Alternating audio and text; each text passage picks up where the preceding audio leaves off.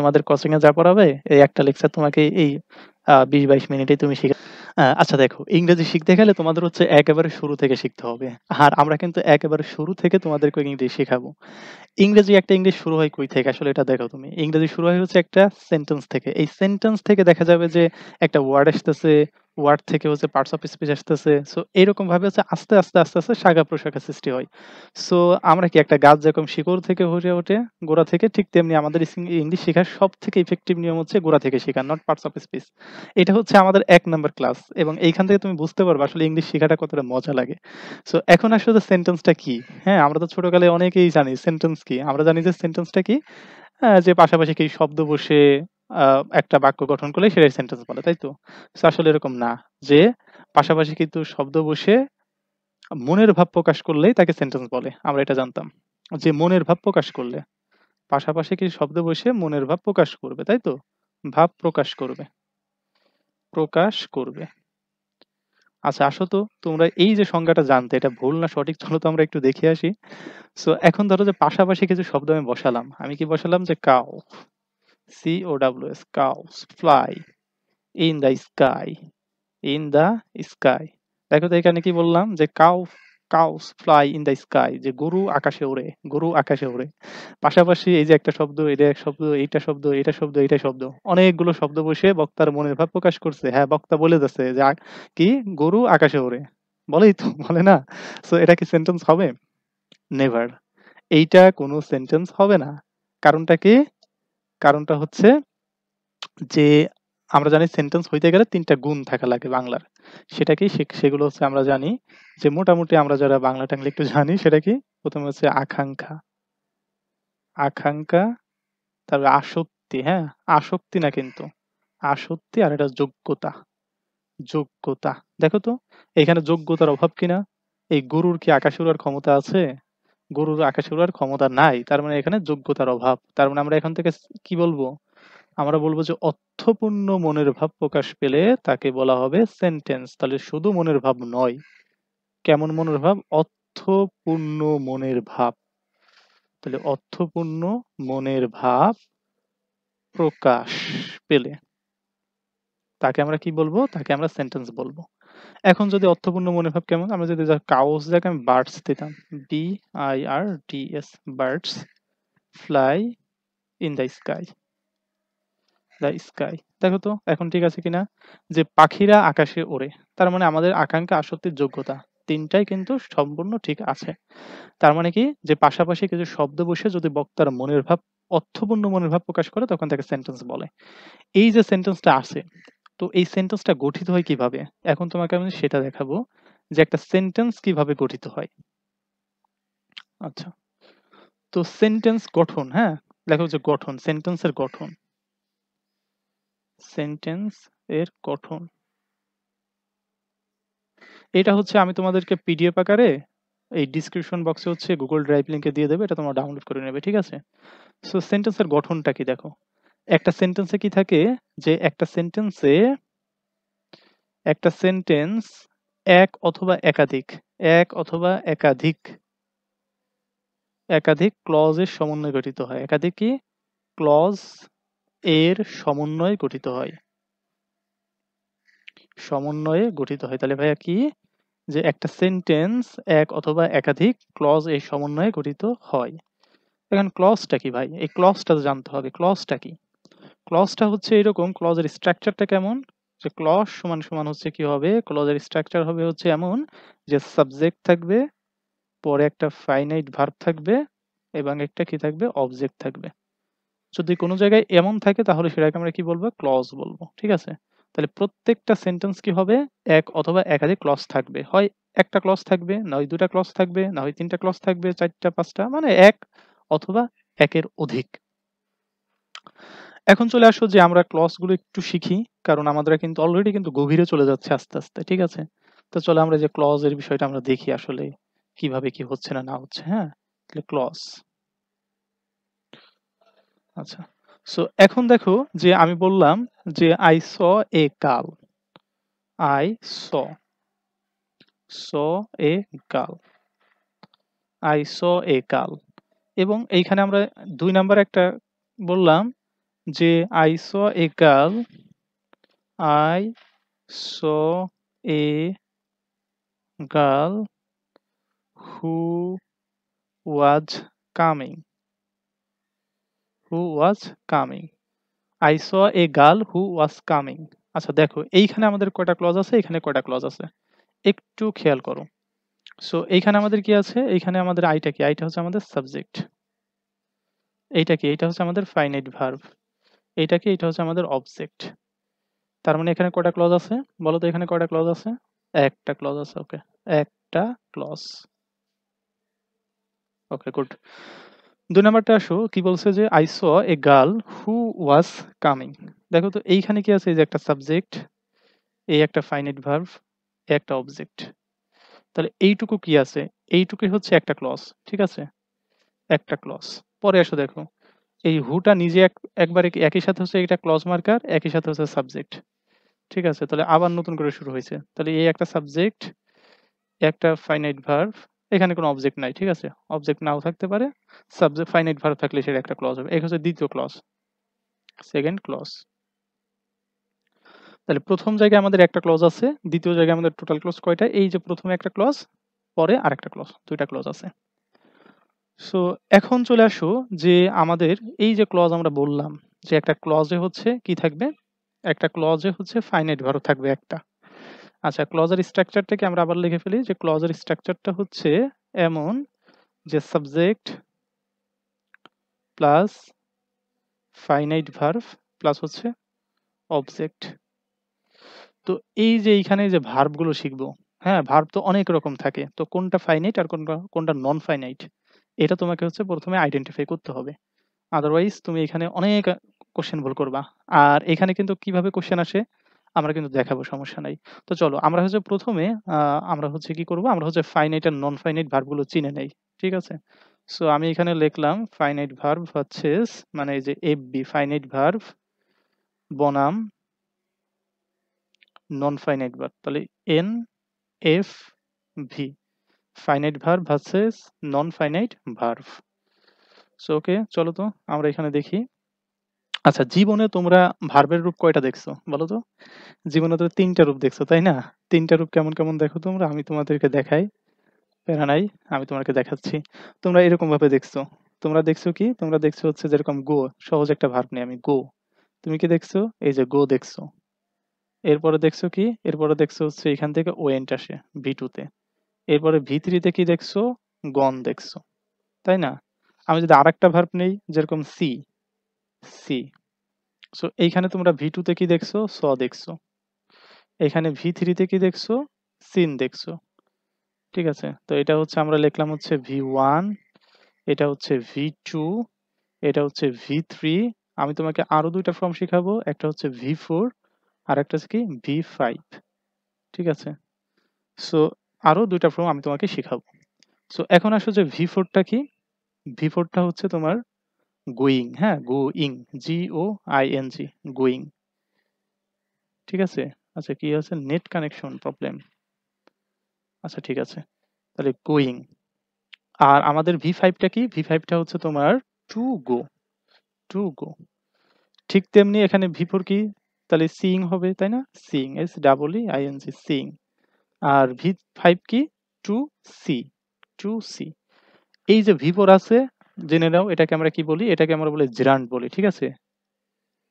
Gerund, অথবা আমরা এটাকে পার্টিসিপলও বলি। পার্টিসিপল। যদি স্পেসিফিক ভাবে বলা হয় এটা কোন ধরনের পার্টিসিপল? এটা কি প্রেজেন্ট পার্টিসিপল। প্রেজেন্ট পার্টিসিপল, ঠিক আছে? Present participle. আর এই ভি5 কে আমরা কি বলি? এই ভি5 কে বলি হচ্ছে আমরা ইনফিনিটিভ। হ্যাঁ? ইনফিনিটিভ। এটা আমাদের আলাদা আলোচনা থাকবে, এটা সমস্যা নাই। আপাতত এইটুকু তোমরা জেনে রাখো। ওকে। সো এখন চলে আসো যে এইদিকে আমাদের কোনগুলো হচ্ছে ফাইনাইট আর কোনগুলো হচ্ছে নন ফাইনাইট। এইগুলো তোমরা একটু খেয়াল করো। আমাদের এইখানে দেখতে পাচ্ছ যে এই যে ভি1 আর ভি2, ভি1 আর ভি2 এরা সারা জীবন, হ্যাঁ? সারা জীবন ফাইনাইট ভার্ব। সারা জীবন ফাইনাইট ভার্ব, ঠিক আছে? তাহলে ভি1 আর ভি2 কি হবে? সারা জীবন হচ্ছে ফাইনাইট ভার্ব হবে।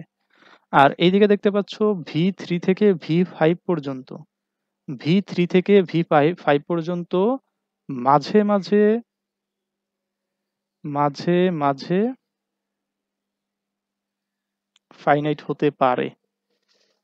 ফাইনাইট হতে পারে। হতে পারে। এমনিতে রাখি, এমনিতে কিন্তু নন ফাইনাইট ভার্ব, ঠিক আছে? এনএফভি। V3, V4, V5 এগুলো কি নন ফাইনাইট ভার্ব। কিন্তু এরা মাঝে, মাঝে কি হতে পারে? ফাইনাইট ভার্ব হতে পারে। এটা ডিপেন্ড করবে আমাদের সেন্টেন্স আসলে কেমন আছে। আচ্ছা চলো। খুব একটা বেশি কনফিউশন এ কিছু নেই। আমি তোমাদের সব কনফিউশন দূর করব ইনশাআল্লাহ। ঠিক আছে? সো ধরো যে এইখান থেকে আমি বললাম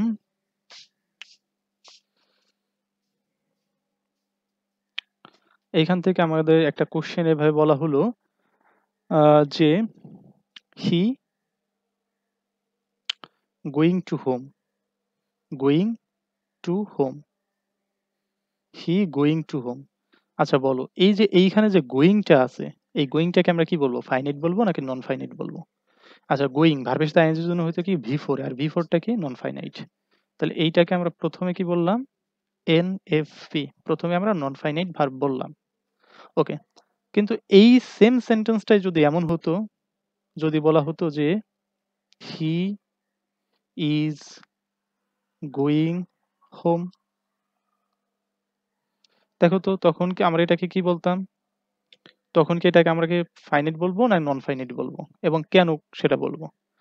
যদি কখনো এমন দেখতে পাও, এটা গুরুত্বপূর্ণ, লিখে রাখো, যদি কখনো এমন দেখতে পাও যে এই যে V3, হ্যাঁ, এই V3 আর হচ্ছে তোমার V4, যদি কখনো V3 আর V4 এর পূর্বে তুমি হচ্ছে বি ভার্ব অথবা হ্যাভ ভার্ব দেখতে পাও, B3 এবং V4 এর পূর্বে যদি কখনো তুমি বি ভার্ব অথবা হ্যাভ ভার্ব দেখতে পাও, তাহলে সেটা কি হবে?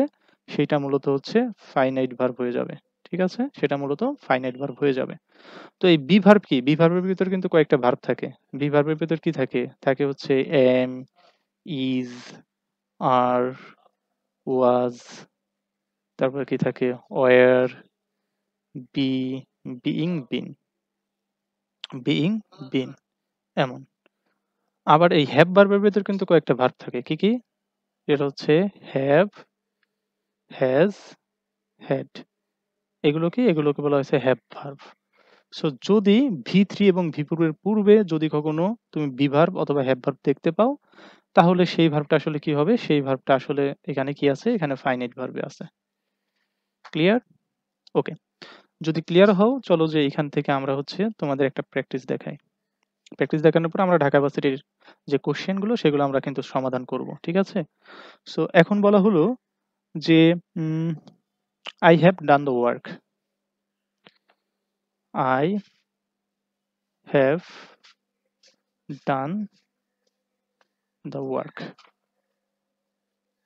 আচ্ছা বলো, এইখানে যে এই যে হ্যাভ ডান আছে, এটুকু আমাদের কোন ধরনের ভার্ব? এইটা আমাদের কোন ধরনের ভার্ব?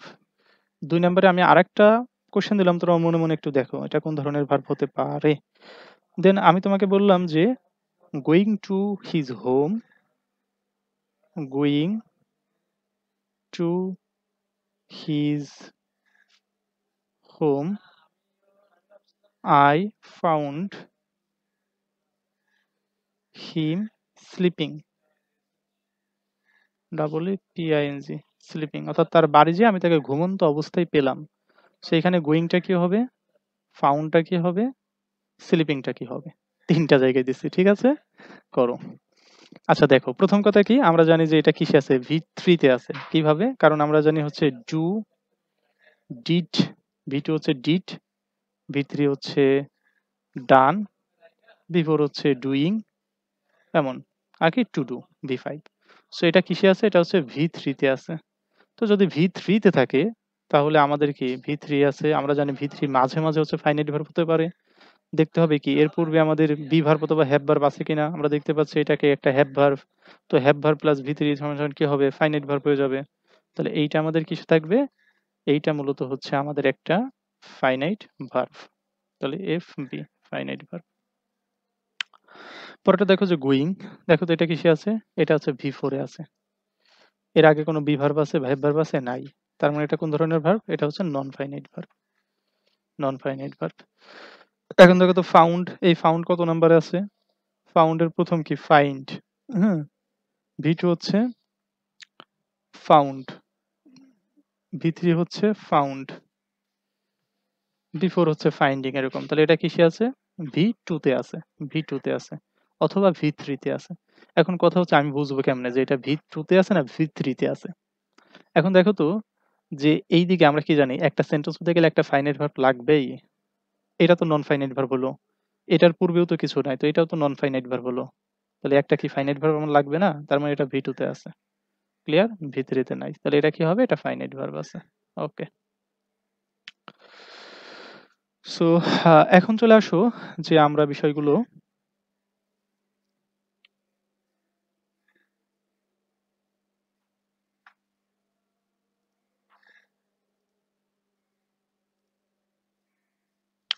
এখন আমরা হচ্ছে করব, তোমার হচ্ছে বিগত বছরে যে কোশ্চেন গুলো এসেছিল এইখানগুলো থেকে সেগুলো আমরা এখানে নিয়ে আসবো, ঠিক আছে? কোনো প্যারা নাই, জাস্ট মনে রাখো যে এতক্ষণ যা পড়ালাম। আমি তারপরে একটা সামারি দিয়ে দেই যে কোনগুলো ফাইনাইট ভার্ব আর কোনগুলো নন ফাইনাইট ভার্ব।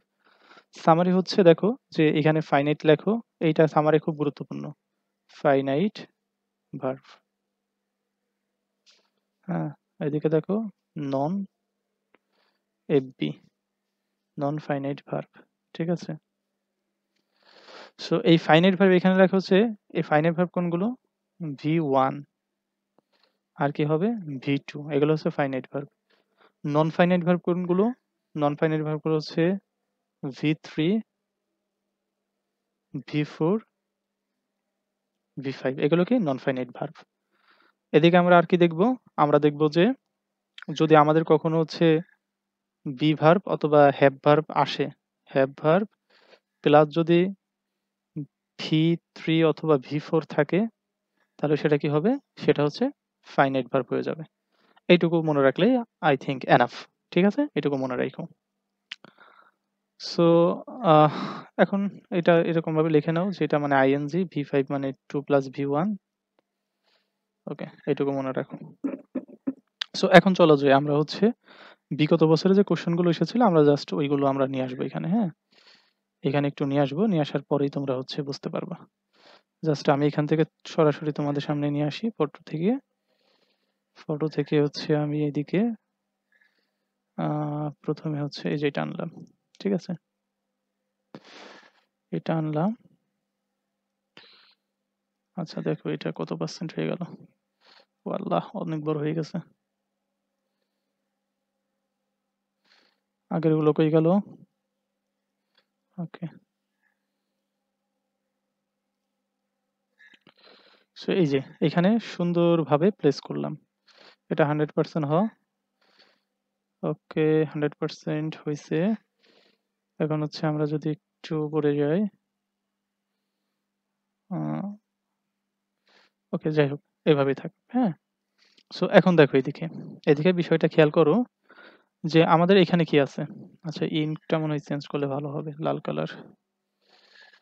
এদিক থেকে আমরা লাল কালার দিয়ে দেই। ওকে, সো এক নম্বর দেখো কি বলছে, Rahim dash to school. Rahim dash to school. So এখানে আমাদের কি আছে দেখো, আমরা কি জানি যে ক্লজ শিখছি না? ক্লজ, ক্লজ মানে কি? ক্লজ মানে হচ্ছে সাবজেক্ট থাকবে, একটা ফাইনাইট ভার্ব থাকবে, একটা অবজেক্ট থাকবে। ওকে, সো এখানে দেখো তো যে রহিমটা কি? রহিমের একটা সাবজেক্ট আছে, আর টু স্কুল এখানে কি? অবজেক্ট আছে। সো আমাদের এখানে কি লাগবে? একটা কার পজিশন? এটা ফাইনাইট ভার্বের পজিশন। সো এখানে ফাইনাইট ভার্ব কোনটা হবে? দেখো এটা কি? এটা হচ্ছে V4। এটা কি ফাইনাইট ভার্ব? না। এটা কি আছে? V5, not finite verb. এই যে V3, V4, V5 finite verb না। এটা কিসে আছে? V3 তে আছে। তাহলে নট ফাইনাইট ভার্ব। তাহলে আমাদের কি এই যে বি নাম্বারটা কোর্স। ওকে, দেখো একটা কিন্তু তোমাদের ক্রিটিক্যাল কোশ্চেন আসতে পারে, সেটা কেমন? এই যে 2 নাম্বারটা দেখো। তো 2 নাম্বারটা কি বলছে দেখো, যে Rahim dash to school. Rahim dash to school. আচ্ছা, এখন দেখো যে এখানে আমাদের অ্যান্সার কি হবে? আমাদের এইটা কি এসে আছে? এইটা হচ্ছে তোমার V4 এ আছে, এই কারণে আমরা কেটে দিলাম। এইটা V3 তে আছে, এই কারণে আমরা কেটে দিলাম। এইটা কিসে আছে? V2 তে আছে, এটা V1 এ আছে। ঠিক আছে? তো এই ২ টার তো আমাদের হতে পারে, তাই না? এটাও হতে পারে, আবার এটা হতে পারে। এখন আমাদের অ্যান্সার কোনটা হবে? তাই তো? এখন তো খুব কঠিন লাগতেছে না? এখন আমাদের অ্যান্সার কি হবে? একেবারে সহজ। কোনো কঠিন নয় কিছু। এখানে অ্যান্সার দেখো, অ্যান্সার কিভাবে হচ্ছে? কারণ রহিমটা কি? দেখো তো, আমরা কি জানি? রহিম হচ্ছে একদম থার্ড পারসন সিঙ্গুলার নাম্বার। আর থার্ড পারসন সিঙ্গুলার নাম্বার হইলে কি হয়? ভার্ব V1 এর সাথে s বা es যুক্ত করতে হয়। সো এখানে তো s অথবা es যুক্ত করা ছিল না। যদি subject third person singular number হয়, তখন ভার্বের V1 এর সাথে s অথবা es যুক্ত করতে হয়। এটা মাস্ট, ম্যান্ডেটরি। সো এই ক্ষেত্রে এখানে যুক্ত করা ছিল না। এই কারণে হচ্ছে আমরা V1 কে নিতে পারি নাই। তো V1 বাদ গেলে আমাদের V2 থাকে। তাহলে V2 অ্যান্সার। ঠিক আছে? ওকে। সো এখন দেখো এই যে লাস্টেরটা দেখো, ঠিক আছে? The child dash like an Angel. হ্যাঁ? শিশুটি ঘুমাচ্ছে একজন পরীর মতো। শিশু দেখতে একজন পরীর মতো মনে হচ্ছে আরকি। তো দেখো তো ৩ নাম্বারে কি হতে পারে? The child dash like an angel. Okay. তো আমরা আগে কাটা শিখি, ঠিক আছে? দেখো এটা কি আছে? V4 এ আছে। V4 মানে কি? নন ফাইনাইট কাটা। আমার লাগবে ফাইনাইট, কারণ এটা সাবজেক্ট, এটা অবজেক্ট। আমার এখানে লাগবে ফাইনাইট ভার্বের।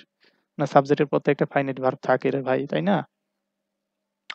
এরপর কি? স্লিপ, এটা V1 এ আছে। স্লিপড, এটা V2 তে আছে। স্লিপড, এটা V2 তে আছে। ঠিক আছে? সো আমরা এটা কাটলাম, এগুলো নিতে পারি। দেখো তো, আবার সেম কথা, আমাদের চাইল্ড একজন। তার মানে কি? Third person singular number. So V1 এর সাথে কি হবে? s অথবা es যুক্ত করতে হবে। সো ছিল না, কাটা। এখন আমি কি লিখব? স্লিপড, ঘুমানোর অর্থ নিব নাকি স্লিপ করছিল? হ্যাঁ? শিশু স্লিপ করছিল একজন পরীর মতো। এটা অর্থ যায় রে ভাই। শিশু স্লিপ করছিল একজন পরীর মতো।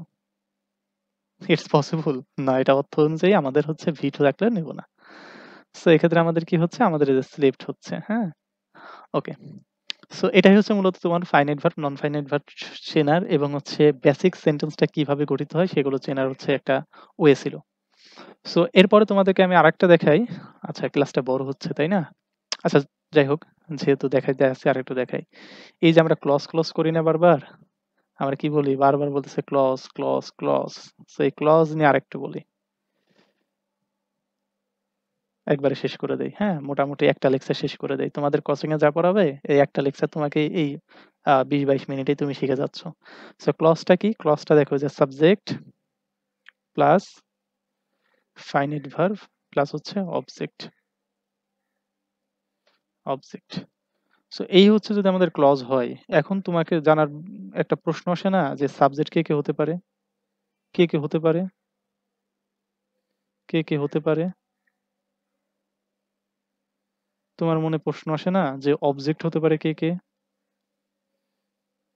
কে হতে পারে? অবশ্যই, যদি কোয়েশ্চেন আসে তাহলে অ্যান্সার নিয়ে নাও। আর যাদের মনে এরকম কোনো কোয়েশ্চেন নাই তারা ভিডিওটি স্কিপ করে আস্তে করে লিভ নাও। ঠিক আছে? চলো। আমরা এখন দেখব যে একটা সেন্টেন্সের সাবজেক্ট হতে পারে কে? ঠিক আছে? সাবজেক্ট হতে পারে। তাহলে সুন্দরভাবে ল দেখো যে সাবজেক্ট হতে পারে, হতে পারে।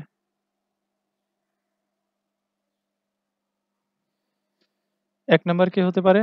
নাউন। হ্যাঁ? আমরা কিন্তু এগুলো শিখি নাই। আস্তে আমাদের এই যে আসতেছে নাউন। ২ নাম্বার কি হতে পারে? প্রোনাউন। ৩ নাম্বার কি হতে পারে? জিরান্ড।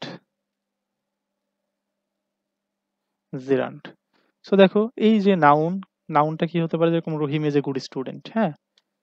রহিম is a good student. Good student. এটা কি? এই যে রহিমটা কি? নাউন। প্রোনাউন কি? আমরা রহিমের বদলে বললাম হি যদি বলি। He is a good student. দেখো তো হিটা কি? একটা প্রোনাউন। জিরানটা কি? জিরান বললাম হচ্ছে walking is a good habit. হ্যাঁ? Walking. Walking is a good habit. Good habit. Walking is a good habit. তো এখানে ওয়াকিংটা কি দেখো? ওই যে জিরান্ড মানে কি বলছিলাম বিফোর। তাহলে এটা কি? এটা কি? না, এটা হচ্ছে সাবজেক্ট অবস্থানে বসতে পারে। এখন চলে আসো যে অবজেক্ট অবস্থানে কে বসতে পারে? অবজেক্ট অবস্থানে বসে একেবারেই সিম্পল, যে অবজেক্ট অবস্থানে বসতে পারে জাস্ট অবজেক্ট অবস্থানে বসে।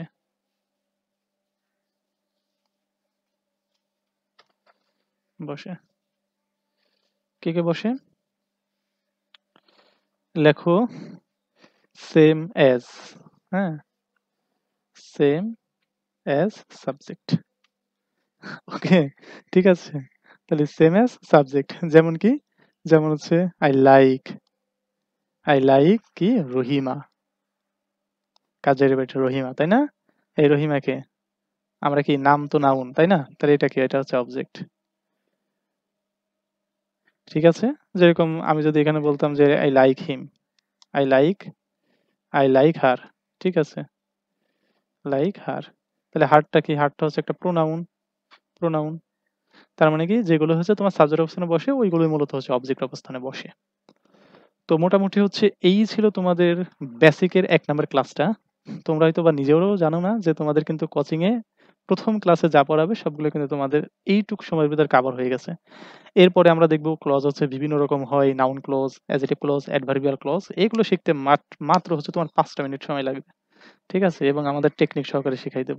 আর এটার পিডিএফটা আমি হচ্ছে এই ডেসক্রিপশন বক্সে হচ্ছে লিংক দিয়ে রাখবো। তোমরা এটা চাইলে ডাউনলোড করে পড়তে পারবে। ঠিক আছে? সো ভালো থেকো। আ আল্লাহ হাফেজ।